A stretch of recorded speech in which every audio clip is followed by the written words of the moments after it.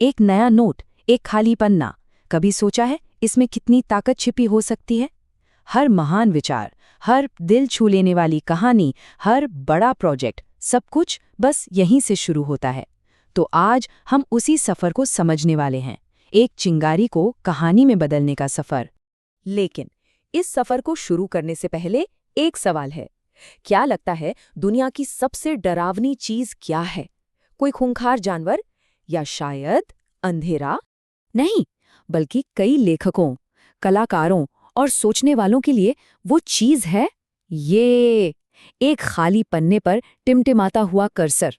ये एक ऐसी चुनौती है जिसका सामना हम सबने कभी ना कभी किया ही है। तो चलिए इसी चुनौती को थोड़ा और करीब से समझते हैं।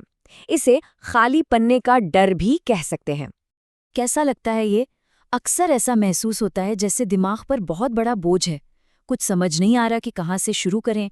हम एक ही जगह अटक गए हैं और मन में बस शक भर जाता है कि क्या हमसे कुछ अच्छा बन भी पाएगा या नहीं।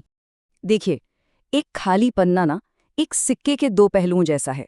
एक तरफ यहाँ कुछ भी करने की, कुछ भी बनाने की अनंत संभावनाएं हैं, और दूसरी तरफ यही अनंत संभावनाएं एक भारी दबाव भी बन जाती हैं। तो फिर इस दबाव से बाहर कैसे निकला जाए? इसका पहला कदम है समस्या से हटकर समाधान की तरफ देखना। और ये शुरू होता है उस एक उड़ते हुए फ्लीटिंग आइडिया को पकड़ने से। क्योंकि हर बड़ी चीज, हर महान रचना, उसकी शुरुआत सिर्फ एक चीज से होती है, सिर्फ एक विचार। इसे हम एक नाम दे सकते हैं, चिंगारी। ये वो पहला बिना फिल्टर किया हुआ विचार है जो आगे चलकर एक बड़े कॉन्सेप्ट का बीज बनता है। और इस चिंगारी का पता है बस एक ही काम है, अस्तित्व में आना। इसे परफेक्ट या पूरा होने की कोई जरूरत नहीं है। तो सबसे जरूरी बात यह है कि जब भी कोई विचार मन में आए तो लक्ष्य उसे परफेक्ट बनाना नहीं होना चाहिए। लक्ष्य बस इतना है कि उसे किसी तरह से पकड़ लिया जाए, उसे लिख लिया जाए, इससे पहले कि वो दिमाग से उड़ जाए। अच्छा, तो अब जब विचार पकड़ में आ गया है, चलिए अगले स्टेप पर चलते हैं और देखते हैं कि इस बिखरे हुए विचार को एक स्ट्रक्चर में, एक ढांचे में कैसे बदला जाए। ये ना एक बड़ा ही आसान 3 कदमों का रास्ता है। पहला है ब्रेन डंप। उस आइडिया से जुड़ी हर छोटी बड़ी बात जो भी दिमाग में आए बस लिख डालिए। दूसरा है समूह और थीम।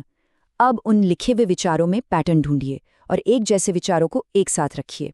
और तीसरा, आउटलाइन बनाएं। अब इन ग्रुप्स को एक लॉजिकल फ्लो में जमा दीजिए। ये देखिए, यही है इस प्रोसेस का जादू। बाईं तरफ है अव्यवस्था, यानी बिखरे हुए शब्द, और दाईं तरफ उन्हीं शब्दों से बनी एक आउटलाइन है। कितना फर्क है ना? और बस यही वो मोमेंट है, यही वो पल है जब एक मामूली सा नोट एक आकार लेना शुरू करता है और एक कहानी बनने की तरफ अपना पहला कदम बढ़ाता है। तो ठीक है, हमारे पास अब एक ढांचा तैयार है। अब आता है फाइनल स्टेप, यानी अपने विचार को एक आवाज देना। इस ढांचे में जान कैसे डालें?